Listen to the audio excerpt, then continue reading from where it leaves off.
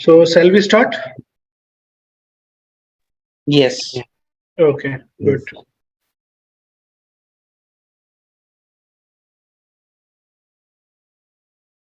One second. I need to.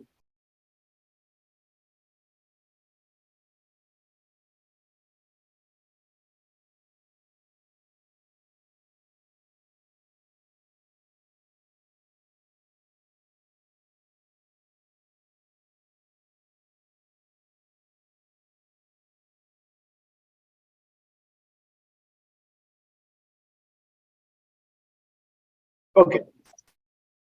So I think everyone have done my demo, right? So everyone was there in demo, right? So let's get started from there itself. Okay. So now the very first thing. Okay. So so basically today is day one. Today is basically day one, okay, and in today we are going to start our AWS Certified Solution Architect Associate course, AWS Certified Solution Architect Associate course, okay. Now, what all things we are going to study in that, so I will tell you, okay. So how we are going to talk about in this particular course curriculum. तो सबसे पहले जो है वो हम लोग starting में initially we will be spending time on Linux portion. So we will be spending some time on Linux. How many of you have a basic knowledge of Linux, by the way? And who don't have any knowledge here? I have some basic knowledge of Linux. Okay, I good. know commands and other things. Okay, good. So yeah, anybody else? I don't have any idea and basic knowledge about Linux. Okay, okay, cool.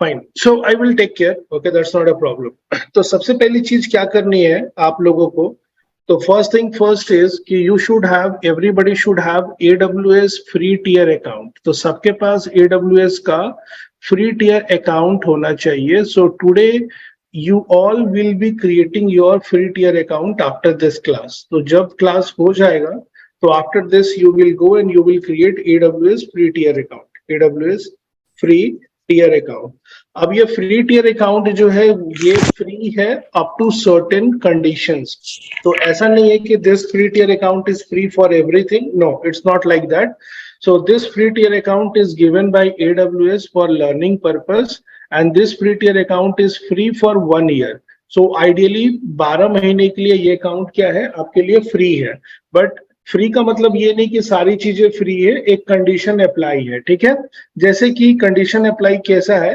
कि जैसे अगर आप यहाँ पे देखेंगे तो अलग अलग सर्विसेज के लिए अलग अलग कुछ क्राइटेरिया और कुछ कंडीशंस यहाँ पे दी हुई है तो अगर हम AWS EC2 की बात करें तो 750 आवर्स का जो टाइम ड्यूरेशन है वो फ्री है अगर आप S3 की बात करें तो 5 GB तक फ्री है तो I mean to say that कि हम सब लोगों को AWS का फ्री टियर अकाउंट बनाना है अकाउंट बनाने के लिए आपको आपके पास या तो डेबिट कार्ड होना चाहिए आपके पास डेबिट कार्ड होना चाहिए या फिर आपके पास क्रेडिट कार्ड होना चाहिए आपको अपना डेबिट कार्ड और क्रेडिट कार्ड का डिटेल्स फिलअप करना है फिल करने के बाद आपके अकाउंट से ₹2 डिडक्ट होंगे और 2 दिन के अंदर वो ₹2 जो है वो आपको रिटर्न हो जाएंगे ठीक है तो this is just for checking your credit card is working fine और नॉट ठीक है तो ये आपके कार्ड की क्रेडिबिलिटी चेक करने के लिए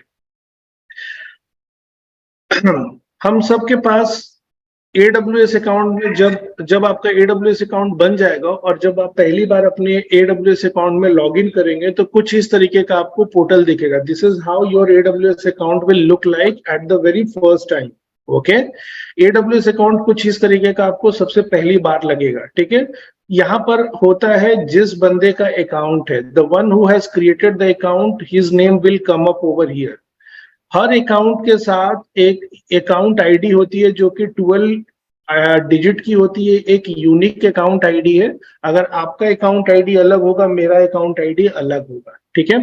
यहाँ पर कुछ चीजें हैं जैसे accounts, organization, service quotas, billing dashboard, ऐसे करके तमाम कुछ कुछ चीजें हैं जिसके बारे में हम लोग बेसिक चीजें समझेंगे, ठीक है।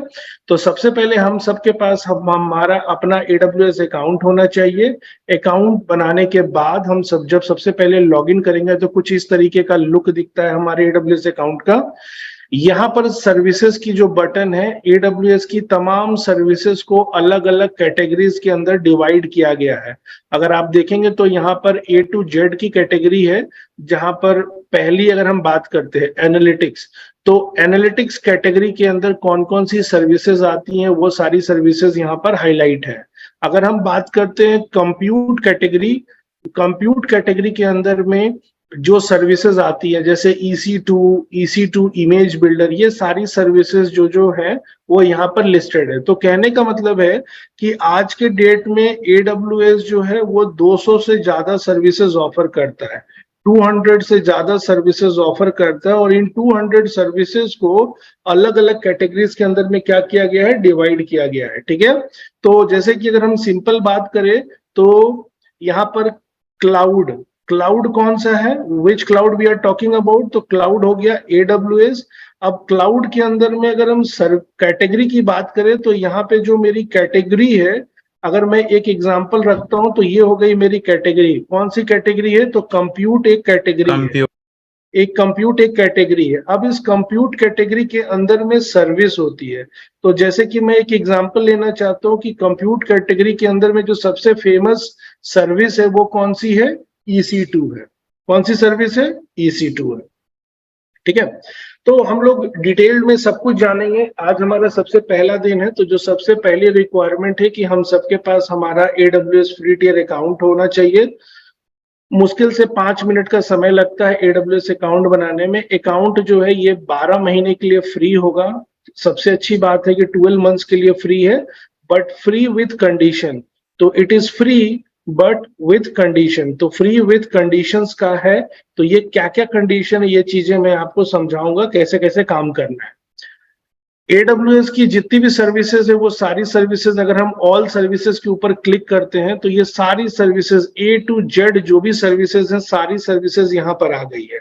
अभी AWS की सर्विसेज को अलग अलग सर्टिफिकेशंस में डिवाइड किया गया है। अगर मैं यहाँ पे AWS सर्टिफिकेशन की बात करूं तो AWS की जो अलग अलग तरह की जो सर्टिफिकेशंस हैं, ठीक है, AWS की जितनी भी सर्विसेज हैं उनको अलग अलग सर्टिफिकेशन में क्या किया गया है, डिवाइड कर दिया गया है, ठीक है। तो यहाँ पे जो सबसे बेसिक लेवल सर्टिफिकेशन है वो है फाउंडेशनल का, कि AWS क्लाउड प्रैक्टिशनर अगर आपको दिख रहा होगा तो AWS क्लाउड प्रैक्टिशनर क्या है, सबसे बेसिक लेवल सर्टिफिकेशन है। तो AWS क्लाउड प्रैक्टिशनर क्या है, एक तरह का बेसिक सर्टिफिकेशन है जिसको तो जिसको हमें जो है ना यूज जो है हम इसको हमें नहीं पढ़ना है, ठीक है। ये बहुत ही बेसिक लेवल का है। हम जो अपने सिलेबस में पढ़ने वाले हैं वो पढ़ने वाले हैं क्या, AWS certified solution architect associate. तो हम इस सर्टिफिकेशन को टारगेट करने वाले हैं। इस सर्टिफिकेशन के अंदर जितनी भी सर्विसेज हैं उन सर्विसेज को हम लोग क्या करने वाले हैं, कवर अप करने वाले हैं, ठीक है। तो यहाँ पर किसी का कोई क्वेश्चन है तो पूछ सकते हैं। Any questions if you have anyone? Sir, I have a question. Yeah. Sir, if we will like skip that cloud practitioner, please show that page where that certification names were there. That Okay. whiteboard. Yeah.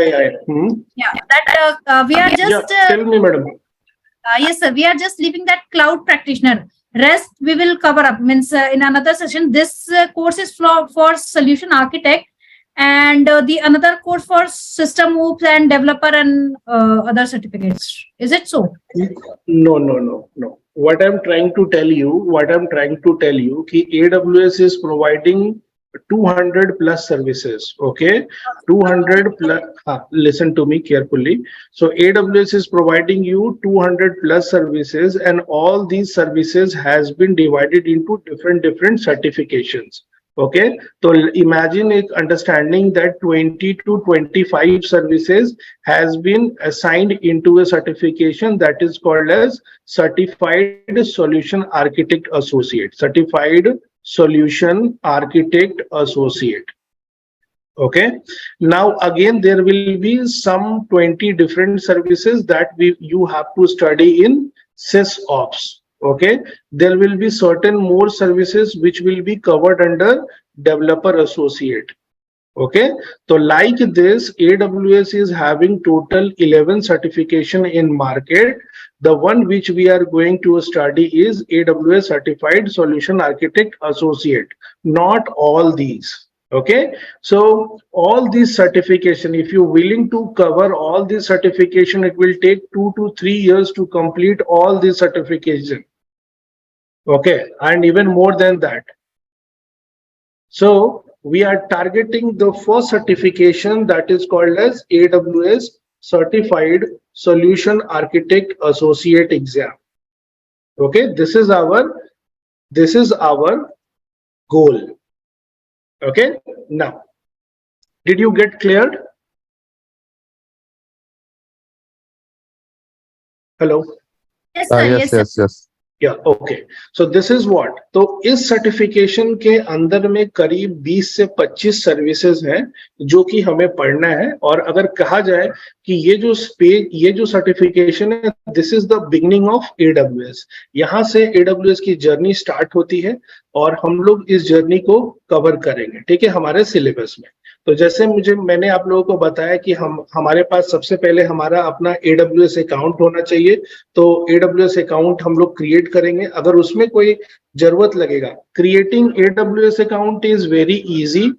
ये जैसे हम Gmail बनाते हैं उसी तरीके से है. सिर्फ हमें अपना नाम, email ID, details, credit card details वगैरह पुल करना है, पुश करना है, दैट्स इट. ठीक है, तो AWS अकाउंट हमारा रेडी हो जाता है.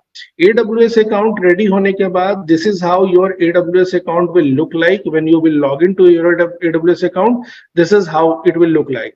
अगर यहाँ पर हम देखते हैं तो इसको हम बोलते हैं कंसोल होम या फिर होम पेज बोलते हैं, और इसको हम कह सकते हैं this is the landing page of AWS. अगर यहाँ पर आप देखोगे तो recently I have used certain services like EC2, S3, Elastic Container Registry. These many services I have used recently. ठीक है.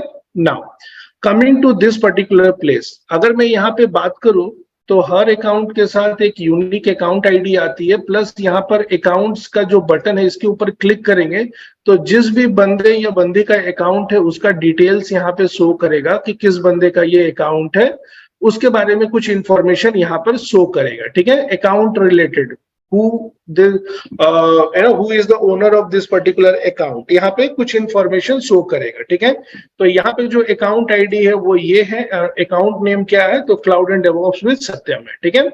नाउ इसके बाद यहाँ पर जैसे कि मैंने आप लोगों को बताया था कि आपका AWS अकाउंट जो है वो एक तरह का बिलिंग अकाउंट है, जहां पर आप क्या करते हैं, सर्विसेज को रेंट लेते हैं. सर्विसेज को आप एज ए रेंट यूज करते हैं. you will rent the services and you have to pay the monthly cost. Okay, तो यहाँ पर जो अगर आप देखोगे तो इस महीने का कॉस्ट जो मुझे दिखा रहा है वो $2.76 दिखा रहा है. और यहाँ पर जो दिखा रहा है कि मैंने अभी तक जो यूज किया है उसका जो कॉस्ट है वो कितना दिखा रहा है, $2.76 दिखा रहा है.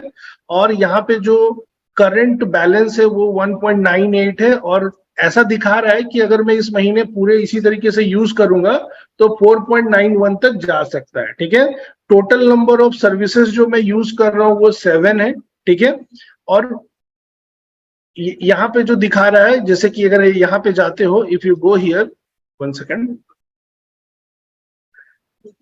सो इफ यू गो हियर तो it will show your charges की कौन सी सर्विस का यूज करने का कितना % चार्ज यहाँ पे दिख रहा है. ठीक है, ये है. नाउ अगर मैं यहाँ पे पेमेंट पे जाता हूँ, if I go to the payment, it will show कि आपका मंथली पेमेंट क्या है, मंथली बिल्स क्या है. तो it is very very important to know कि आपके क्या चार्जेस है, क्या चार्जेस नहीं है.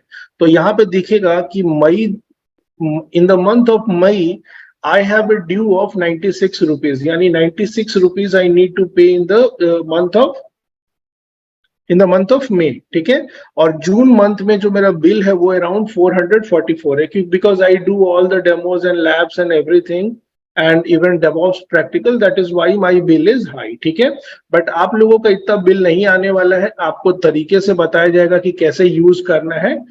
ये जो है ना, जैसे हम घर में यूज करते हैं इलेक्ट्रिसिटी, अगर जरूरत है तो फैन ऑन करते, नहीं जरूरत है तो फैन को हम क्या करते हैं, ऑफ कर देते हैं। एग्जैक्टली उसी तरीके से होगा यहाँ पे। ठीक है, अगर आप 3 महीने तक अगर 3 महीने तक अगर आप बिल नहीं पे करेंगे तो क्या होगा, आपका अकाउंट जो है वो लॉक हो जाएगा। अगर आपने 3 महीने तक बिल नहीं पे किया तो आपका अकाउंट क्या हो जाएगा, लॉक हो जाएगा, और आप उसमें लॉग इन नहीं कर पाएंगे, और जो सर्विसेज अंदर में रन हो रही है वो रन होते रहेगा, एंड यू हैव टू पे द बिल अगेन, राइट। तो आपको बिल पे करना पड़ जाएगा, ऐसा हो जाता है। ठीक है, तो यहाँ पर बेसिकली मेरा कहने का मतलब है कि हम जो AWS है वो बेसिकली पोस्टपेड है। क्या है, AWS एक तरह का पोस्टपेड है। AWS is just like a postpaid, जहां पर आपको मंथली जो बिलिंग साइकिल है, अगर हम बिलिंग की बात करते हैं, AWS में बिलिंग की बात करते हैं, तो ये बेसिकली क्या है, एक तरह का पोस्टपेड प्लान है, जहां पर आप यूज करेंगे और by the month of and आपको मंथली क्या होगा, बिल जनरेट होगा। Monthly bills will get generated. ठीक है, तो यहाँ पर मैंने आपको बता दिया कि आपको 3 महीने तक अगर नो ड्यू होता है, अगर 3 महीने तक का बिल ड्यू होता है, तो आपका अकाउंट क्या हो जाएगा, your account will be blocked. Account आपका क्या हो जाएगा, ब्लॉक हो जाएगा। You will no longer able to log in to account. ठीक है, अभी कुछ लोग बोलेंगे क्या कि ठीक है मैं AWS में लॉग इन नहीं करूंगा, अकाउंट छोड़ दूंगा। तो कैसा है, AWS के पास आपका टोटल डिटेल है।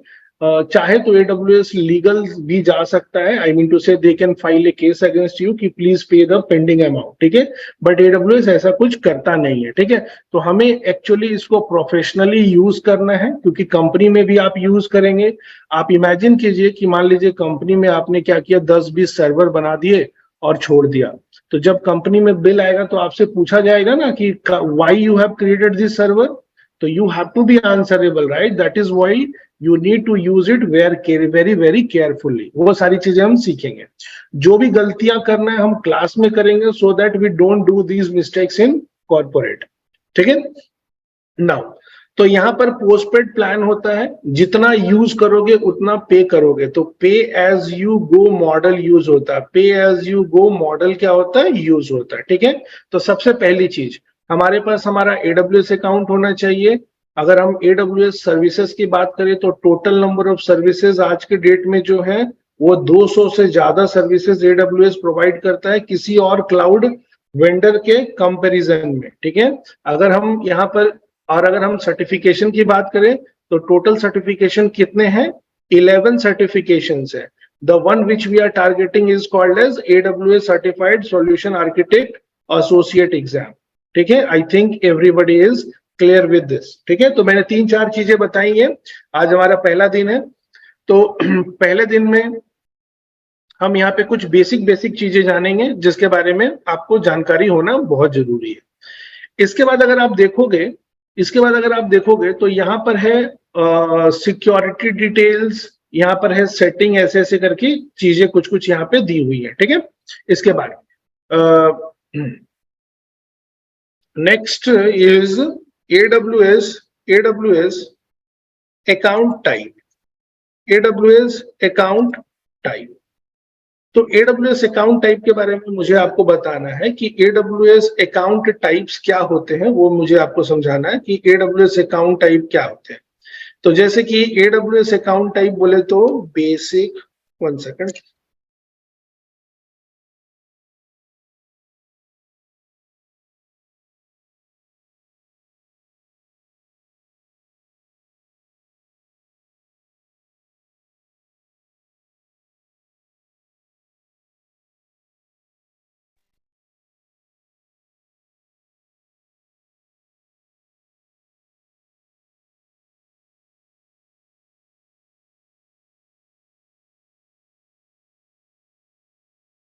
देखिए हम सब जब भी कभी किसी जिम में जाते हैं या किसी और जगह जाते हैं, तो वहां पर क्या होता है कि हमारे लिए अलग अलग प्लान्स होते हैं। ठीक है, जैसे कि गोल्ड प्लान या प्लैटिनम प्लान, ऐसा करके आपने कहीं ना सुना होगा, राइट। तो AWS के पास भी सपोर्ट प्लान्स है। ठीक है, अब आपका कौन सा सपोर्ट प्लान है अभी फिलहाल, which is the your current plan क्या है, बेसिक है। तो जब भी कोई फ्री टियर अकाउंट बनाता है तो उसका प्लान कौन सा रहता है, बेसिक रहता है। तो हम सब का प्लान क्या रहेगा, बेसिक रहेगा। लेकिन मैं आपको बता दूं कि जैसे कि मैं एक एग्जांपल लेता हूं, राम ने आज एक अकाउंट बनाया, ठीक है, एक यूजर है, let suppose there is a user, सो एक यूजर है राम, राम ने एक अकाउंट बनाया आज के डेट में, आज की तारीख जो है वो बेसिकली हो गई 24, राइट, 24 इज राइट। सो 24/6/2023 आज उसने एक AWS अकाउंट बनाया। अब ये जो AWS अकाउंट है बनाते के साथ फ्री टियर है, तो फ्री टियर को हम किस तरीके से बुलाते हैं, बेसिक। लेकिन ये जो बेसिक अकाउंट है एक साल के बाद ये ऑटोमेटिकली, ये जो बेसिक अकाउंट है किसमें कन्वर्ट हो जाएगा, तो this basic account will automatically get converted into developer account. तो एक साल के बाद जो बेसिक अकाउंट है ये कन्वर्ट हो जाएगा आपका डेवलपर अकाउंट में। अंडरस्टैंड, डेवलपर अकाउंट में। अभी क्या है कि हम लोग तो सीखने के लिए यूज कर रहे हैं तो हमारा बेसिक अकाउंट है, लेकिन जो डेवलपर अकाउंट कौन यूज करता है, और उसके बाद दूसरा अकाउंट कौन सा है, बिजनेस, और तीसरा कौन सा है, एंटरप्राइज। तो अलग अलग कंपनीज जो है अलग अलग तरह का अकाउंट यूज करती है। कुछ लोग जो है वो डेवलपर प्लान यूज करते हैं, कुछ लोग बिजनेस यूज करते हैं, और कुछ लोग एंटरप्राइज यूज करते हैं, ठीक है। तो अगर हम यहाँ पर ध्यान देंगे तो ये काफी बड़ा डिफरेंस है। धीरे धीरे टाइम लगेगा आपको समझाने के लिए, बट धीरे धीरे मैं आपको समझाऊंगा। अगर मैं यहाँ पे बात करूं चार्जेस की, तो सबसे पहली बात है चार्जेस की। तो यहाँ पर अगर आप देखेंगे तो बेसिक अकाउंट है वो क्या है, फ्री है, ठीक है। अगर आप डेवलपर अकाउंट लेते तो कितना चार्जेस होगा, $29 पर मंथ का आपको चार्ज देना होगा, ठीक है। अगर आप बिजनेस अकाउंट लेते हैं तो मिनिमम चार्ज आपको कितना देना होगा, 100। आपने देखा होगा कि हमारे घर में बिजली का मीटर है, अगर आप पूरे महीने अगर कुछ भी यूज ना करें तो भी बिल आता है, एक मिनिमम मीटर चार्ज आता है जो कि 275 रुपए होता है। तो अगर आप यूज करें या ना करें एक मिनिमम चार्ज आता है, राइट। तो यहाँ पे जो AWS अकाउंट का जो बिजनेस टाइप है उसमें $100, और अगर आप इंटरप्राइज लेते हैं तो इसमें कितना आता है, $15,000 है, ठीक है। तो जितनी बड़ी कंपनीज हैं वो सब क्या यूज करती हैं AWS का अकाउंट टाइप, एंटरप्राइज। अब मान लीजिए आप किसी इंटरव्यू में गए, वो पूछेंगे कि आप लोग AWS का कौन सा अकाउंट टाइप यूज करते, तो आप क्या बताएंगे, नहीं ना, बेसिक। नहीं, बेसिक तो सीखने वालों के लिए है, तो आप सीखने वाले नहीं रहेंगे ना। मीन्स अगर आप फ्रेशर है तो आप बोलेंगे कि बेसिक वी हैव यूज्ड। लेकिन जो लोग एटलीस्ट वर्किंग है, जो लोग सीख रहे हैं, जिनका 2-3 साल का एक्सपीरियंस है, वो नहीं बोलेंगे कि बेसिक है। बेसिक किसका है, फ्री अकाउंट वालों के लिए बेसिक है। आपको क्या बताना है कि we are using business account. समझ में आई बात, yes yes yes. Got it right, okay. किसी का और कोई डाउट है यहाँ पर, Avinash, Aayan, Deepti, Divya, Nimisha and Ahmed, Pritesh, Rishikesh and Swapnil, any questions here? No, sir. No sir. No, sir. Okay, No, sir. देखिए अलग अलग अकाउंट का अलग अलग बेनिफिट होता है, ठीक है। कहने का मतलब है कि अगर आप डेवलपर अकाउंट लेते हैं तो इसमें अगर मान लीजिए कि अलग अलग अकाउंट है, मैं आपको यहाँ पे समझाने की कोशिश करता हूँ, ये काफी इंपॉर्टेंट होता है। दो चीजें होती हैं आईटी के अंदर में, एक होता है SLA और एक होता है टैट। आपको SLA का फुल फॉर्म पता है सबको? SLA का फुल फॉर्म होता है service level agreement, service level agreement. तो सर्विस लेवल एग्रीमेंट होता है। और TAT होता है जिसको बोलते हैं क्या, turn around time, turn around time. तो जो दूसरा जो होता है उसको हम क्या बोलते हैं, टर्न अराउंड टाइम, और पहले को क्या बोलते हैं, SLA को बोलते हैं सर्विस लेवल एग्रीमेंट, ठीक है। और टैट को बोलते हैं टर्न अराउंड टाइम, ठीक है। नाउ अगर मान लीजिए आपका कोई प्रॉब्लम है, आप AWS पे कोई सर्वर यूज कर रहे हैं और उसमें कुछ प्रॉब्लम आया, तो आपको, अगर आपका अकाउंट टाइप डेवलपर है तो AWS आपको कितने देर में रिप्लाई करेगा, एटलीस्ट 24 आवर्स में। अगर आपने बिजनेस अकाउंट लिया है और अगर आपका कोई प्रोडक्शन सिस्टम डाउन है तो कितने देर में AWS रिप्लाई करेगा, 1 आवर। 1 आवर में। और अगर मान लीजिए कि अगर आपने AWS से प्लान कौन सा लिया है, एंटरप्राइज लिया है, तो AWS आपको कितने देर में रिप्लाई करेगा, 15 मिनट्स में। 15 मिनट्स में रिप्लाई करेगा, ठीक है। प्लस बेनिफिट क्या होता है अकाउंट अलग अलग अकाउंट लेने का। अभी क्या होता है कि अगर आपने एक और एग्जांपल में बताता हूं जिसको हम कहते हैं टैम, TAM, टैम। टैम को बोलते हैं technical account manager. TAM, time कहा गया, टैम टैम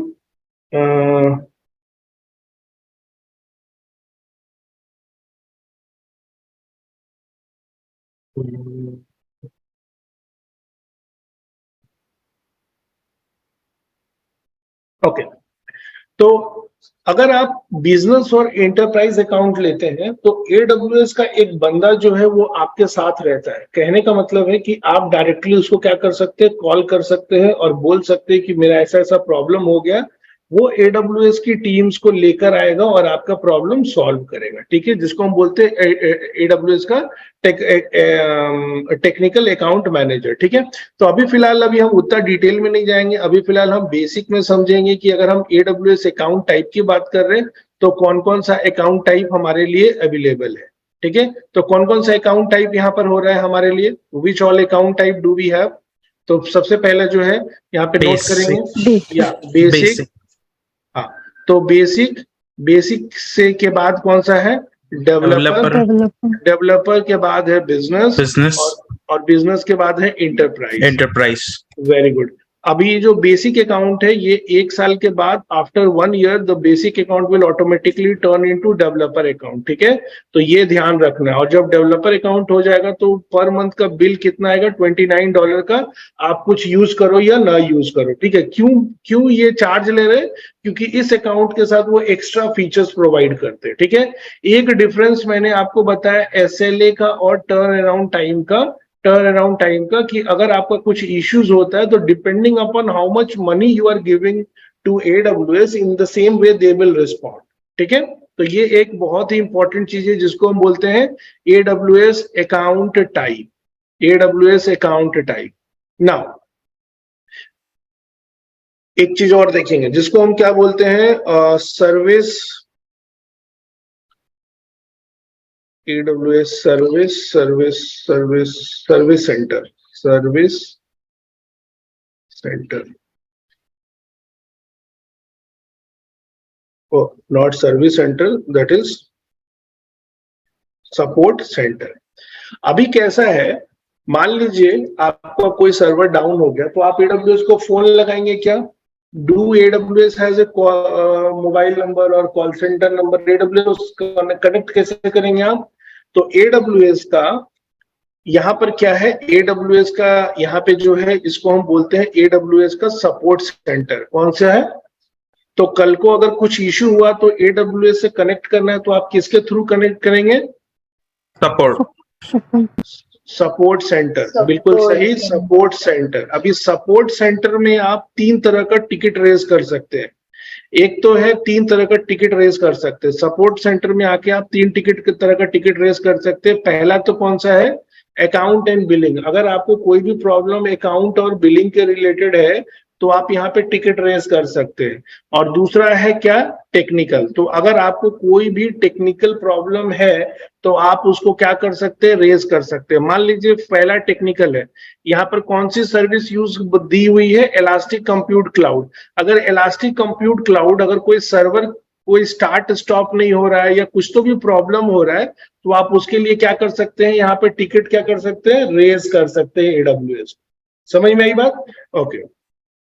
लेकिन यहां पर एक चेक है कि आप, और यहां पे दिया हुआ है योर सपोर्ट केसेस। तो फ्यूचर में मतलब पास्ट में मैंने AWS को कौन कौन से ईमेल लिखे हैं, ठीक है। तो अगर मैंने कोई केस लिखा है तो वो यहाँ पर क्या है, मेंशन्ड है, ठीक है। तो हिस्ट्री मेंटेन होती है। तो सबसे पहला जो चीज है कि व्यू सपोर्ट प्लान्स नहीं, सपोर्ट सेंटर। तो मान लीजिए मुझे कुछ भी इशू रहेगा तो मैं यहाँ पे क्या कर सकता हूँ, रेज कर सकता हूँ। पहली चीज है, हमारा अकाउंट टाइप क्या है, बेसिक। तो सपोर्ट सेंटर वाले जो है ना, बेसिक अकाउंट टाइप को कोई भी टेक्निकल सपोर्ट प्रोवाइड नहीं करते क्योंकि आप फ्री कस्टमर है, राइट। तो फ्री कस्टमर ऐसे तो ये वो सीखने के लिए आपको दे रहे हैं, राइट। तो यहाँ पर अगर if your account type is basic, तो सपोर्ट सेंटर में मैं यहाँ पे एक पॉइंट लिखना चाहता हूँ क्या, कि if your account type your account type is basic, no technical support, no technical support will be provided. तो सपोर्ट सेंटर में एक तो टेक्निकल के लिए आप टेक्निकल सपोर्ट के लिए टिकट रेज करते हैं, टेक्निकल सपोर्ट के लिए दूसरा जो टिकट रेज करते हैं वो किसके लिए करते हैं, तो आप यहाँ पर अकाउंट एंड बिलिंग रिलेटेड करते हैं, अकाउंट एंड बिलिंग रिलेटेड। मान लीजिए आपका बिल कम कटा, ज्यादा कटा, जो भी है तो उसके लिए, ठीक है, मान लीजिए। और तीसरा जो है वो आप किसके लिए यूज करते हैं, लिमिट इंक्रीज के लिए। किसके लिए करते हैं, लिमिट इंक्रीज के लिए। तो मान लीजिए आपके पास क्रेडिट कार्ड है, आपका क्रेडिट कार्ड का क्रेडिट लिमिट है 1 लाख, तो बैंक वाले फोन करते हैं ना कि सर हम आपका क्रेडिट लिमिट इंक्रीज कर दे क्या। तो बेसिकली जब भी कुछ AWS के अंदर आपको इंक्रीज करवाना है तो आपको किस तरह का टिकट रेज करना पड़ेगा, लिमिट लिमिट इंक्रीज का टिकट रेज करना पड़ेगा, ठीक है। तो यहाँ पर ये सारी चीजें हुई। तो मैंने अभी आपको क्या बताया वो मैं यहाँ पर आपके लिए नोट डाउन भी कर दूंगा। तो चलिए सबसे पहले यहाँ पे नोट डाउन करते हैं। टुडे इज बेसिकली डे 1 और डे 1 के अंदर में सबसे पहले मैंने आपको बताया पॉइंट 1.1 में ये कि everyone should have their AWS account, okay, AWS account created, ठीक है। Now पॉइंट नंबर 1.2 में है कि if you are not using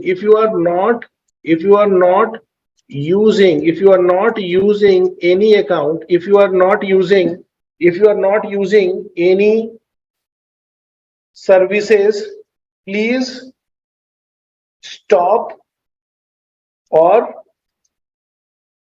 delete it। तो अगर आप कोई सर्विसेज यूज नहीं कर रहे हैं तो आप उसको क्या कर दें, आइदर स्टॉप कर दें या फिर डिलीट कर दे, ठीक है।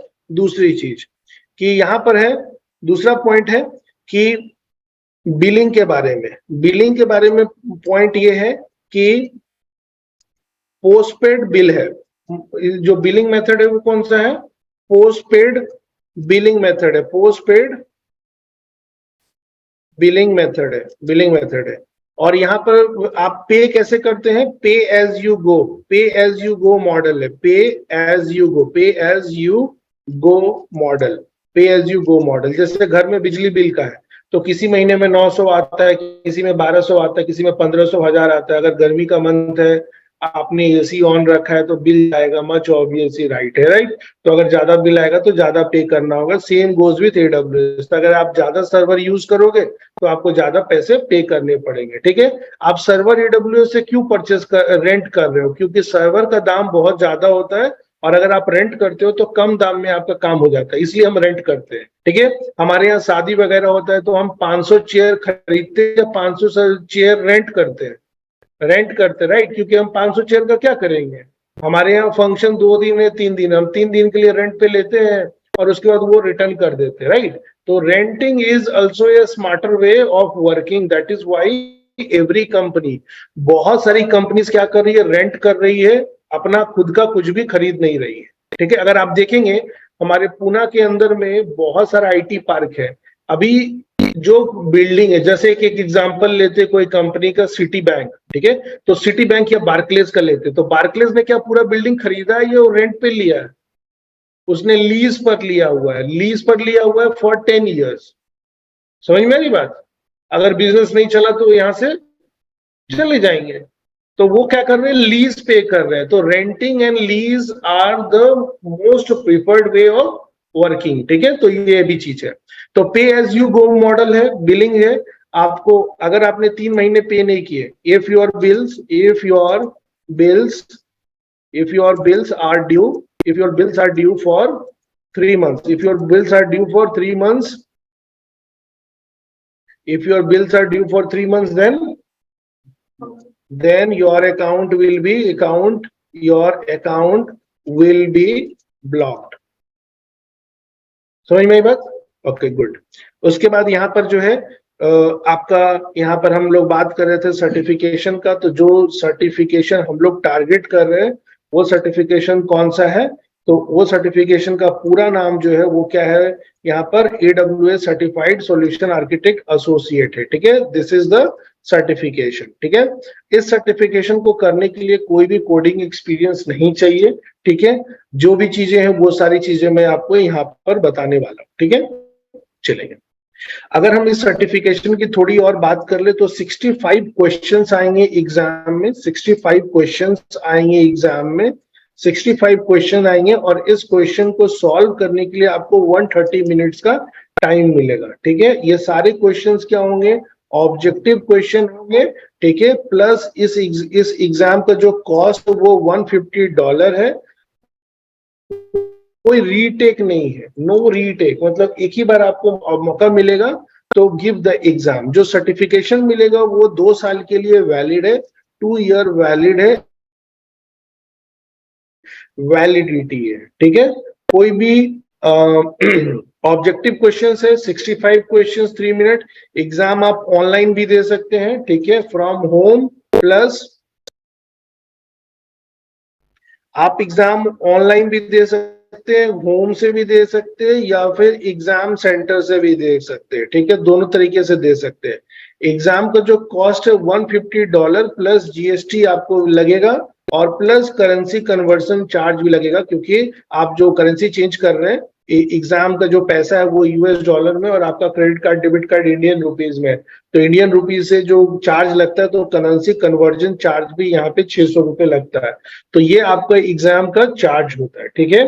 कोई और क्वेश्चन है यहाँ पर एग्जाम के रिलेटेड तो पूछ सकते हैं। यहाँ पे लिखा है multiple choice question, multiple response, 130 minute, label जो है वो एसोसिएट है। कोई और क्वेश्चन यहाँ पे किसी को? वो रिटेक नहीं कर सकते क्या, यानी हम क्या कर नहीं सकते? रिटेक यानी एग्जाम फिर से नहीं दे सकते, उसमें फेल पास वगैरह रहता होगा ना कुछ तो? हाँ, नहीं, उसमें अगर जैसे कि आपको फिर से रिचार्ज करना पड़ेगा, आई मीन टू फिर से एग्जाम बुक करना होगा and it will cost you $150 again. Okay okay, चलिए एक और चीज मैं आपको बता देता हूँ। मान लीजिए आपने एग्जाम दिया, ठीक है, मान लीजिए आपने ये एग्जाम दिया, लेट सपोज आपने एडब्ल्यूएस का पहला एग्जाम दिया, एग्जाम 1, हाँ आ जाओ, पहला एग्जाम दिया एडब्ल्यूएस। तो जब आप इसको पास करेंगे ना तो आपको एक कूपन मिलेगा 50% का नेक्स्ट एग्जाम के लिए। तो अगले एग्जाम के लिए आपको एक कूपन मिलेगा, उसका यूज आप कर सकते हैं, ठीक है। तो अगर आपका एग्जाम पास हुआ तो अगले एग्जाम के लिए आपको कूपन मिलता है जो कि 50% डिस्काउंटेड रहता है, ठीक है। Anything else? ओके, चलिए इसके बाद जो मैंने आपको यहाँ पर बताया वो ये बताया कि अकाउंट टाइप्स के बारे में बताया। तो यहाँ पर जैसे कि पहले हम लोगों ने अकाउंट क्रिएशन की बात की, तो सबसे पहले हम सबको अपना AWS अकाउंट क्रिएट करना है। AWS अकाउंट क्रिएशन, हम सबके पास हमारा AWS अकाउंट क्रिएट होना चाहिए। दूसरा जो है बिलिंग का, बिलिंग AWS में पोस्टपेड तरीके से होती है, तो यू हैव टू पे द बिल्स पोस्टपेड। अगर हम सर्टिफिकेशन की बात करते हैं तो जो सर्टिफिकेशन हम टारगेट कर रहे हैं वो सर्टिफाइड सॉल्यूशन आर्किटेक्ट एसोसिएट होता है, और सर्टिफिकेशन के डिटेल्स जो है वो एग्जाम में 65 क्वेश्चंस आते हैं और 130 मिनट्स का टाइम है। जो भी क्वेश्चन होते हैं वो ऑब्जेक्टिव होते हैं, ऑब्जेक्टिव जिसको हम बोलते हैं multiple choice question, MCQ, multiple choice questions होते हैं। एग्जाम का प्राइस जो है वो $150 है plus GST plus currency conversion charge. Exam में कोई भी रीटेक नहीं मिलेगा, ओनली 1 अटेम्प्ट, रीटेक नहीं है, ओनली 1 अटेम्प्ट है, ओनली 1 अटेम्प्ट आपको मिलेगा, ATTEMPT।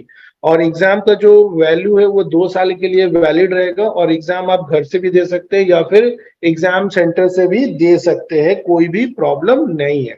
इसके बाद अपन बात करेंगे AWS अकाउंट टाइप की, AWS अकाउंट टाइप की। तो जैसा मैंने आपको समझाया, AWS के जो अकाउंट टाइप है, पहला अकाउंट है जो है बेसिक, जो कि फ्री टियर अकाउंट है, it's a free tier account. Free tier account हम लोग जो बनाएंगे तो we will be creating free tier account. दूसरा जो अकाउंट है वो डेवलपर अकाउंट है, DEVELOPR, डेवलपर अकाउंट। और ये जो है इसके बाद जो है दूसरा है वो है business account, business account. And तीसरा जो चौथा जो अकाउंट है वो है इंटरप्राइज अकाउंट, इंटरप्राइज अकाउंट। जैसे आजकल आप लोग घर लेने जाते हैं तो भी पूछेगा 2 BHK चाहिए, 3 चाहिए कि 4 BHK चाहिए। वैसा ही AWS के भी केस में है कि भैया आपको डेवलपर चाहिए, डेवलपर अकाउंट चाहिए या बिजनेस अकाउंट चाहिए। तो डेवलपर अकाउंट कौन करता है? ऐसी कंपनी जो AWS ट्राई कर रही है, वो सोच रही है कि मैं AWS में जाऊं कि नहीं जाऊं, AWS में टेस्टिंग करना चाह रही है, तो उस तरह की कंपनीज क्या यूज करेगी? डेवलपर अकाउंट यूज करेगी। बहुत छोटी कंपनी है, 10-12 लोगों की कंपनी है, उनको कम में चलना है तो वो डेवलपर अकाउंट का यूज करेंगे। अगर बड़ी कंपनी है, जाड़ी कंपनी है, तो हम एंटरप्राइज अकाउंट लेंगे, क्योंकि उसके साथ फायदे भी है और उसमें चार्ज भी ज्यादा लगता है। ठीक है, तो AWS अकाउंट टाइप। दूसरा जो फैक्टर हम लोगों ने बात किया वो सपोर्ट सेंटर का बात किया, इज सपोर्ट सेंटर का बात किया, SPOURT, सपोर्ट सेंटर का बात किया।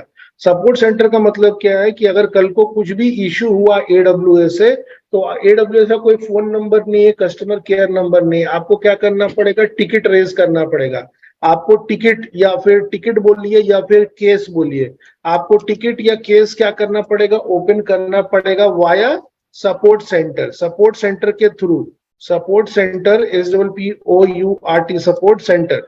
तो सपोर्ट सेंटर के थ्रू आपको क्या करना पड़ेगा?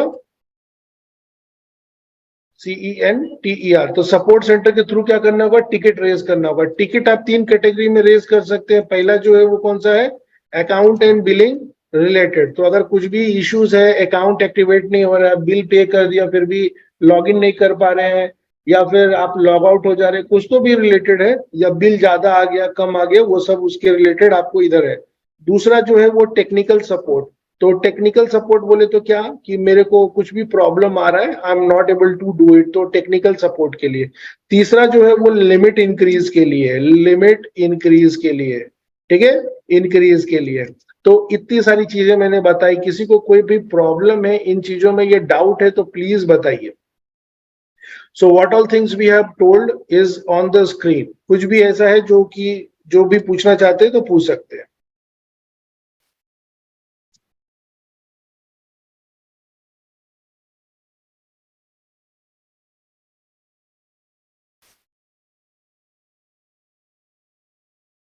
Valid for 1 year.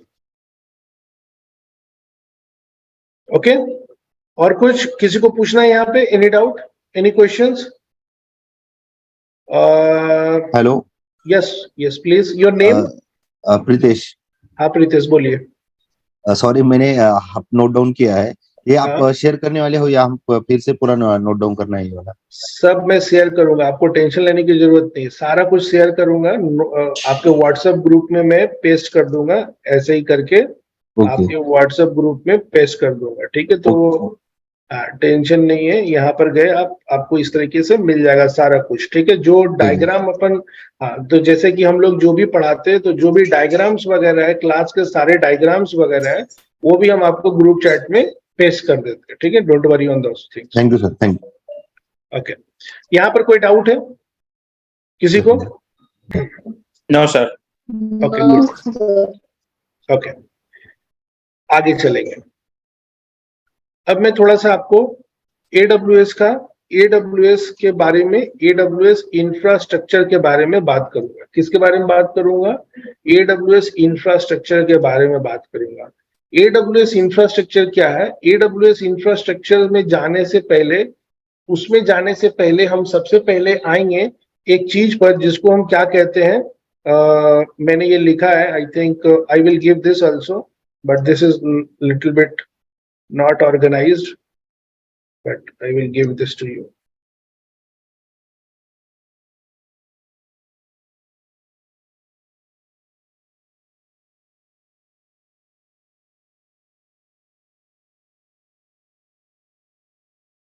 Okay.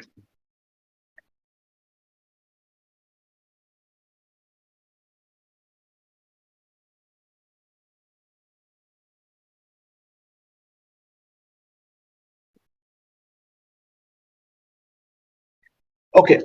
मुझे ये बताइए कि कितने लोगों को सर्वर मालूम है? सर्वर किस लिए यूज होता है?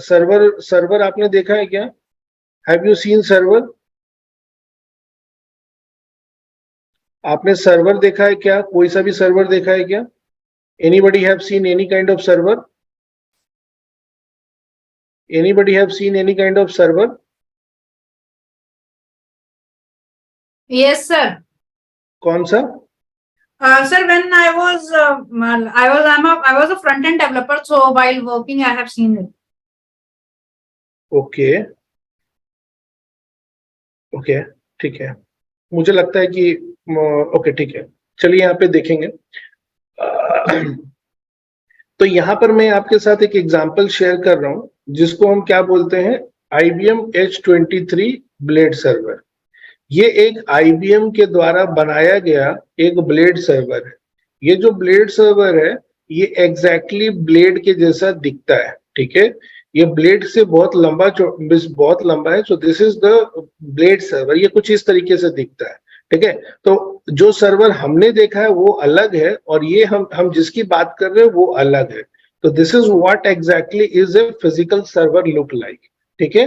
अब ये जो सर्वर है, ये सर्वर के ऊपर में जो है, ये सर्वर हम यूज करते हैं विद इन कंपनीज और ऑर्गेनाइजेशन। मार्केट में 4 ऐसी कंपनीज है जो कि सर्वर बनाती है। पहला जो वो कंपनी है वो IBM है, दूसरा जो है वो डेल है।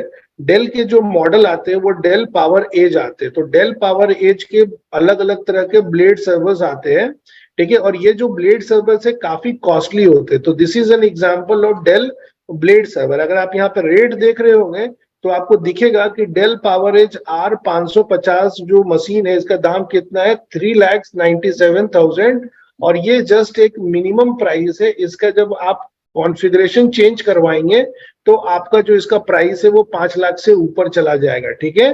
तो अगर आप जैसे इसमें अगर आप इसमें रैम इंक्रीज करवाएंगे, ये वो इंक्रीज कराएंगे, तो इसका प्राइस जो है वो काफी ज्यादा चले जाएगा। तो मेरा कहने का मतलब है कि मार्केट में 4 एक कंपनीज है जो कि ये सर्वर बनाती है, ठीक है।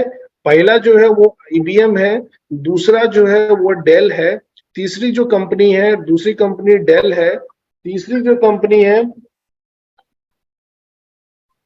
एक सेकंड, हेलो, नहीं बाहर में नहीं, ऊपर आ जाओ, क्लास नंबर 4। हाँ हाँ ठीक है, निकलो।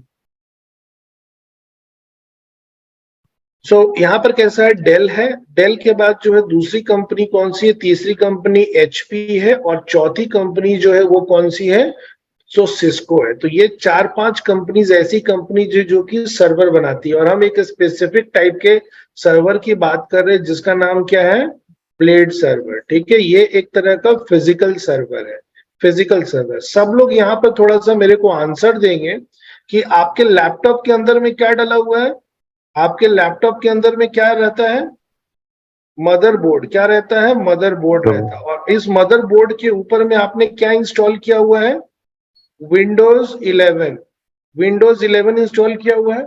और इस विंडोज 11 के ऊपर में क्या रन होता है, तो आपका गूगल क्रोम, आपका VLC मीडिया प्लेयर, आपका नोटपैड, ये सारी चीजें आप किसके ऊपर रन करते हो, विंडोज 11 के ऊपर रन करते हो, करेक्ट है ना, विंडोज 11 के ऊपर रन करते हो। उसी तरीके से कंपनीज के अंदर में कैसे काम होता है ये भी मैं आपको समझाऊंगा। तो सबसे पहले मैंने आपको ये बताया कि 4 ऐसी कंपनीज है जो कि क्या बनाती है, फिजिकल सर्वर बनाती है, ठीक है, बिल्कुल सही। अब इस फिजिकल सर्वर को, ये जो आप फिजिकल सर्वर देख रहे हैं, इस फिजिकल सर्वर को रखने के लिए हम किसका यूज करते हैं, तो हम इस फिजिकल सर्वर को स्टोर करने के लिए हम IBM चैसी यूज करते हैं। क्या यूज करते हैं, चैसी। तो IBM चैसी कैसा होता है मैं आपको दिखाने की कोशिश करता हूँ डायग्राम की मदद से। तो this is how IBM chassis look like. अब ये जो IBM चैसी है ना, ये होता है 8 ब्लेड, 6 ब्लेड, 12 ब्लेड के कॉन्फ़िगरेशन में आता है, ठीक है। तो जो मेरा ब्लेड सर्वर है वो किसके अंदर होता है, तो जो मेरा ब्लेड सर्वर है वो किसके अंदर होता है, come again, IBM chassis. Yes, IBM chassis. आपका कैन, आई डोंट नो, आवाज थोड़ा ज्यादा आ रहा है, ओके। तो यहाँ पर जो है वो बेसिकली कैसा है कि आपका जो ब्लेड सर्वर है उसका प्लेसमेंट हम किसके अंदर करते हैं, चैसी के अंदर करते हैं। और ये जो चैसी है वो 6 ब्लेड, 8 ब्लेड, 10 ब्लेड, 12 ब्लेड ऐसे करके सपोर्ट होता है। समझ में आई बात, तो इतना हम समझ गए। अब हम इसको थोड़ा सा डायग्राम में सिमुलेट करेंगे कि मेरे पास पहले कैसे था, मेरे पास एक ब्लेड सर्वर है, ठीक है, this is how the blade server will look like.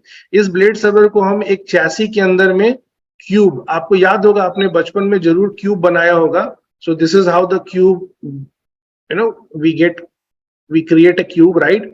तो इस तरह का वो एक बॉक्स होता है क्या, IBM चैसी का, राइट? अब इस चैसी के अंदर में हम लोग क्या डालते हैं, ब्लेड सर्वर डालते हैं। तो multiple blade servers this chassis can, या come again, okay, so if you are telling to me, just tell me कि सत्यम, okay, my name is Satyam, okay, तो यहाँ पर कैसा है कि ये जो ब्लेड चैसी है, ब्लेड चैसी के अंदर में क्या होता है, मल्टीपल ब्लेड्स होते हैं, करेक्ट? तो इस ब्लेड चैसी के अंदर में मल्टीपल ब्लेड्स होते हैं। अब ये जो ब्लेड्स हैं, इन ब्लेड्स के अंदर, ये ब्लेड हो गया, ठीक है, ब्लेड को चैसी में रख दिया। इस चैसी को हम किसके अंदर रखते हैं पता है? हम सबके घर में कपड़े रखने के लिए एक गोदरेज होता है, या अलमीरा होता है, या फिर क्या होता है, कवर्ड होता है, करेक्ट है, कवर्ड होता है। तो कवर्ड किस तरह का दिखता है? तो ये दिखता है इस तरह का, जिसको मैं आपको दिखाना चाहता हूं, रैक।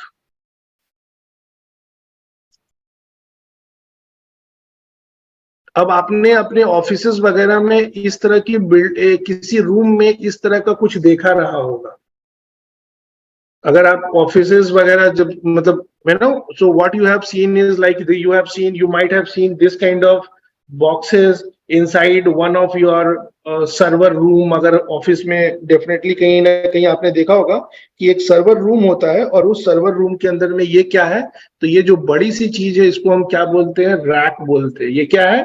तो basically this is called as rack. अब इस रैक के अंदर में मल्टीपल डिवाइसेस प्लेस होते हैं। तो सबसे ऊपर में होता है क्या, जैसे कि यहाँ होता है राउटर, यहाँ होता है स्विच, लोड बैलेंसर,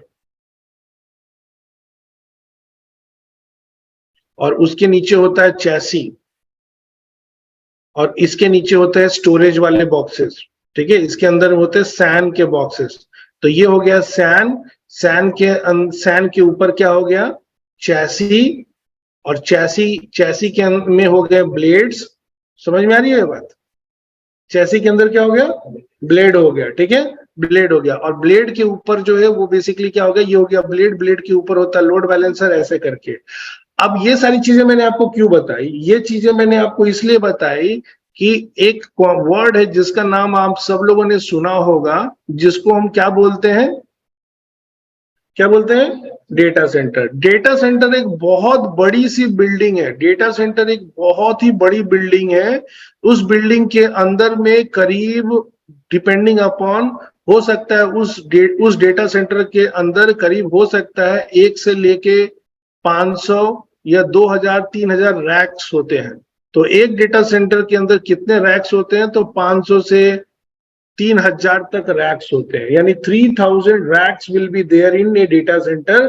और उन 3000 रैक्स के अंदर क्या होते हैं, आपके चैसी, और चैसी के अंदर ब्लेड सर्वर। तो रफली किसी भी डेटा सेंटर के अंदर में 30-40 हजार सर्वर जरूर होते हैं, ठीक है, depending upon size of the data center.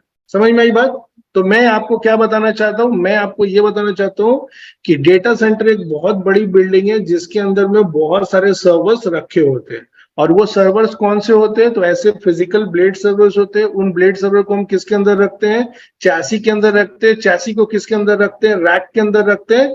और एक डेटा सेंटर के बिल्डिंग के अंदर में इस तरह के बहुत सारे रैक सर्वर क्या रहते हैं, प्लेस्ड रहते हैं, ठीक है। तो this is an example of, this is a photo of A data centre. एक डेटा सेंटर के अंदर में इस तरीके से क्या रहते हैं, पूरा सर्वर्स रखा हुआ रहता है। Now can you understand this? जो मैंने आपको बताया समझ में आ रहा है? कोई क्वेश्चन है किसी का यहाँ पर? यहाँ पे किसी का कोई क्वेश्चन है? Okay, no sir. Okay, good. अब आपको पता है आपका आधार कार्ड का इंफॉर्मेशन कहाँ पर है? हम सबका तो आधार कार्ड है ना, हम सबका आधार कार्ड है। तो आधार कार्ड जो बनाने के लिए आपने कौन कौन सा इंफॉर्मेशन शेयर किया गवर्नमेंट से? बायोमेट्रिक में क्या क्या शेयर किया? 10 फिंगरप्रिंट और 2 आइरिस स्कैन आपने शेयर किया, ठीक है। प्लस आपने अपना बायोडाटा जो भी है, आपका नाम, पता, फोन नंबर, वो आपने शेयर किया। इतना सारा शेयर किया। अब बताइए कि इंडिया में जो पॉपुलेशन है 145 के करोड़ के अप्रॉक्स में है, तो 145 करोड़ लोगों का इतना सारा डेटा कहां पर है? Do you know where your data is stored? Which server your data center? कौन सा? मुंबई वाला? No, madam, no. Okay. Okay. So your data center, your data will be stored in government data center, जो कि UIDAI का UIDAI data center है, and UI data center is basically in two part of the India. दो जगह है, एक data center जो है वो बैंगलोर में है और दूसरा जो है वो मानेसर गुड़गांव हरियाणा में है, ठीक है। तो बेसिकली इसके दो डेटा सेंटर्स हैं और दोनों डेटा सेंटर्स जो हैं वो बेसिकली अलग अलग पार्ट ऑफ द वर्ल्ड में है, ठीक है, सॉरी अलग पार्ट ऑफ इंडिया में, ठीक है। ये जो डेटा सेंटर होता है, ये डेटा सेंटर काफी सोफिस्टिकेटेड बिल्डिंग होती है, काफी बड़ी बिल्डिंग होती है। और ये जो बिल्डिंग्स होती है ये बेसिकली कैसा होता है कि बुलेट प्रूफ बिल्डिंग है, अगर आप बाहर से भी कुछ करोगे तो इसमें कुछ नहीं होगा। प्लस ये जो बिल्डिंग्स होती हैं इसमें तीन कंपनीज की पावर सप्लाई होती है। हमारे घर में किसी एक गवर्नमेंट मतलब किसी एक कंपनी से पावर सप्लाई आता है, इसमें तीन कंपनी से पावर सप्लाई आती है कि किसी भी टाइम पर किसी भी कंडीशन में पावर फेल नहीं होना चाहिए। प्लस इसके पास जनरेटर्स होते हैं, 2-2 महीने के डीजल्स होते हैं, प्लस इनका बैकअप है, ये वो बहुत सारी चीजें, प्लस इसमें सिक्योरिटी भी बहुत होती है। तो हमारा सारा डेटा सेंटर जो है वो हमारा जो सारा डेटा है वो इस तरह के डेटा सेंटर के अंदर मौजूद होता है, ठीक है। नाउ ये सारी चीजें मैंने आपको इसलिए बताई ताकि मैं आपको AWS के इंफ्रास्ट्रक्चर की बात करूं। अभी AWS के टोटल कितने डेटा सेंटर है पूरे वर्ल्ड में, तो AWS के टोटल 99 डेटा सेंटर है पूरे वर्ल्ड में, ठीक है। अगर आप गूगल क्लाउड और एज्योर को कंबाइन कर देंगे और उसको 4 टाइम मल्टीप्लाई करेंगे तो भी AWS बड़ा है। तो AWS is combinedly 4 times bigger than Google and azure, समझ में आई। तो AWS के डेटा सेंटर को हम क्या बोलते हैं, AWS में डेटा सेंटर वर्ड जो है वो नॉर्मल वर्ड है। डेटा सेंटर हम लोग ना आम भाषा में बोलते हैं, बट डेटा सेंटर वर्ड को AWS की दुनिया में किस नाम से बुलाया जाता है?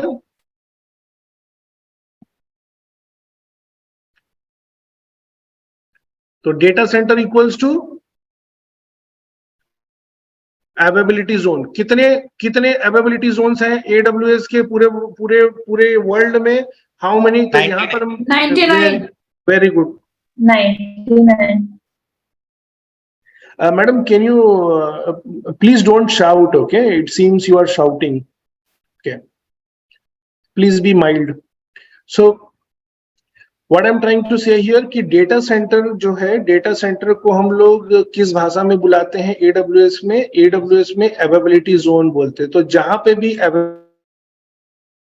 अवेबिलिटी जोन की बात आती है उसका मतलब क्या है कि हम डेटा सेंटर की बात कर रहे हैं। और पूरे वर्ल्ड में अगर हम बात करते हैं तो 99 डेटा सेंटर्स हैं AWS को, जिसको शॉर्ट में एजेड भी बोलते हैं, ठीक है। नाउ अभी क्या है कि कुछ डेटा सेंटर को ग्रुप कर दिया गया है। तो जैसे कि मैं बोलता हूं कि इंडिया में हमारे मुंबई के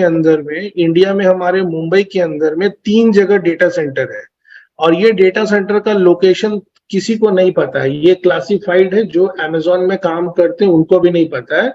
आई was also ex Amazon employ, तो मुझे भी नहीं पता है कि इनके डेटा सेंटर कहाँ होते हैं। हाईली सोफिस्टिकेटेड इंफॉर्मेशन है। तो मैं क्या बोल रहा हूँ कि मुंबई, उन्होंने बोला कि मुंबई में, उन्होंने ऐसा बोला है कि मुंबई में उनके 3 डेटा सेंटर है, AZ1, AZ2 और AZ3। तो इनके 3 डेटा सेंटर है मुंबई में, ठीक है। और इन्होंने ये भी बोला कि हमारा इंडिया में एक और जगह है जिसको हमने बोला हैदराबाद। तो हैदराबाद के अंदर भी इन्होंने बोला कि हमारा 3 डेटा सेंटर है, AZ1, AZ2, AZ3। तो AZ3, तो इन्होंने बोला कि हमारा मुंबई में भी है, हैदराबाद में भी है। तो मुंबई में कितने डेटा सेंटर्स हैं? ये अवेबिलिटी जोन है 3। और अगर हैदराबाद की बात करें तो कितने अवेबिलिटी जोन है हैदराबाद में? 3, ठीक है।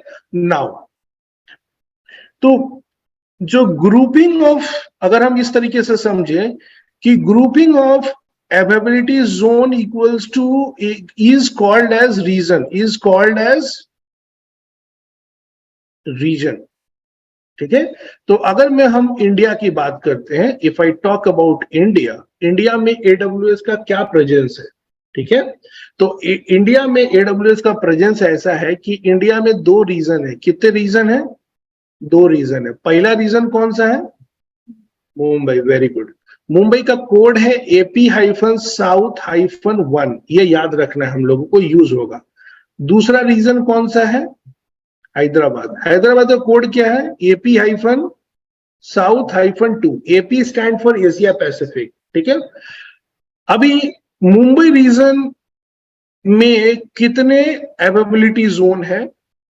तो AZ-1, AZ-2, AZ-3। इसका कोड क्या है? AP-South-1A। इसका है AP-South-1B। इसका कोड है AP-South-1C। इसका कोड क्या है? इसके भी हैदराबाद में भी, हैदराबाद रीजन के अंदर में भी कितने कितने अवेबिलिटी जोन्स हैं? AZ-1, AZ-2, AZ-3। इसका कोड क्या है? इसको हम इस तरीके से लिखेंगे, AP-South-1-2A, AP-South-2B, AP-South-2C। ठीक है। अब इंडिया में अगर हम इंडिया की बात करें तो इंडिया में 2 रीजन, 6 अवेबिलिटी जोन प्लस 10 से ज्यादा छोटे डेटा सेंटर। छोटे डेटा सेंटर बोलने का मतलब क्या है? स्मॉल डेटा सेंटर है। ये बाद में समझाऊंगा, बस आप इमेजिन कीजिए कि 2 रीजन, 6 अवेबिलिटी जोन प्लस 10 से ज्यादा छोटे डेटा सेंटर्स इंडिया में है। तो AWS को इतनी जरूरत क्यों है? इतने डेटा सेंटर डालने की जरूरत क्यों है इंडिया में? क्यों AWS total 6 data centre India में डाला हुआ है प्लस 10 छोटे डेटा सेंटर डाला हुआ है? इतने डेटा सेंटर डालने की जरूरत क्या है इंडिया में?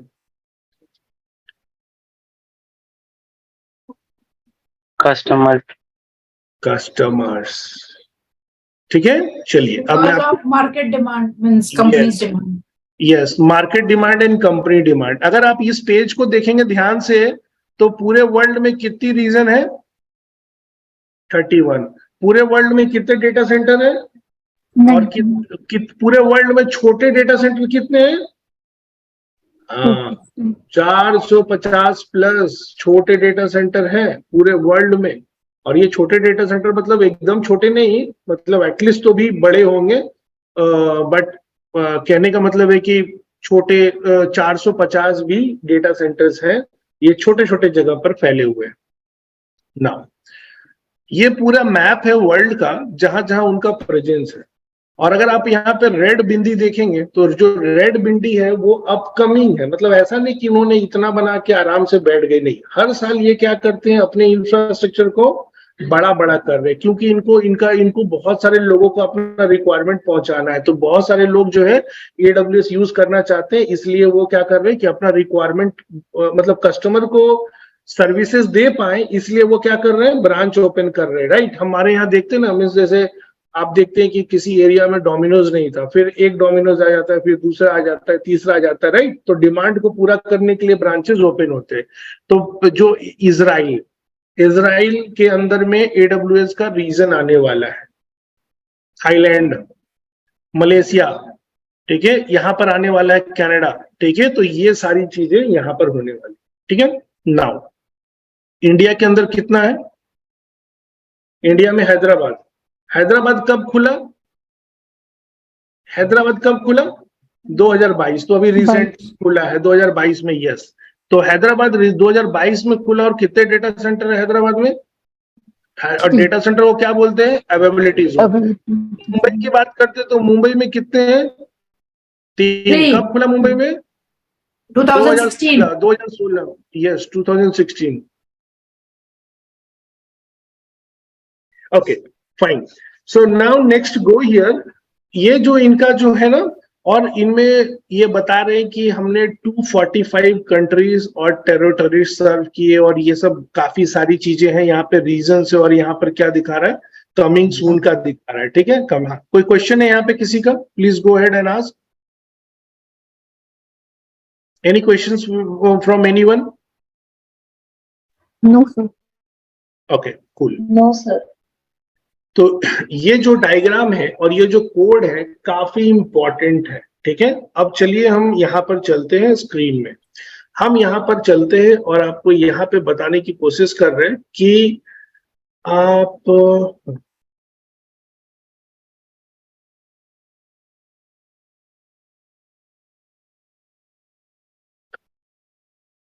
अब आपको पता होगा कि आप जो नेटफ्लिक्स यूज करते हैं, पूरा का पूरा नेटफ्लिक्स AWS पर चलता है, पूरा Amazon प्राइम AWS पे चलता है, पूरा जितने भी आप बड़ी चीजें देख रहे हैं सारी चीजें AWS के ऊपर रन होती है। ठीक है, तो मेरे बोलने पर नहीं जाइए, पता कीजिए, ये ढूंढने की कोशिश कीजिए कि कैसे मैं पता कर सकता हूँ कि नेटफ्लिक्स AWS के ऊपर रन हो रहा है। ठीक है, अब ये सारी चीजें पता करने के लिए थोड़ा नॉलेज चाहिए, थोड़ा थोड़ा R&D भी करना पड़ेगा।